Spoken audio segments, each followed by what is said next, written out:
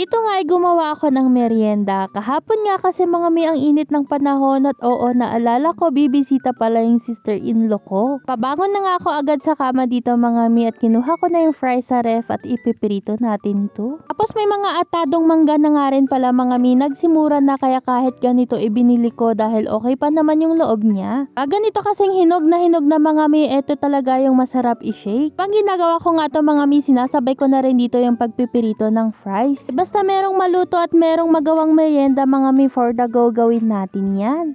Gamit ang blender ko ngayon mga mi, paano ba naman kasi shake talaga ako ng shake dito, napakainit ng panahon. Nga lang panay mangga mga mi, paano ba naman kasi yun din talaga ang mura ngayon. Mayonnaise pala dito at cheese powder mga mi, pinaghalo ko lang sila pag sausawan natin ng fries. Siyempre magme-merienda na nga lang din tayo mga mi, gawan na natin ng effort yan. Zina yung sauce, cheesy pa yung fries. Awa naman, for the go kain tayo mga mi at dito nga dumating na yung sister-in-law ko. Sarap lasapin ng pagkain mga mi kapag ka may kasama ka't kakwentuhan. O siya hanggang dito na lang po muna.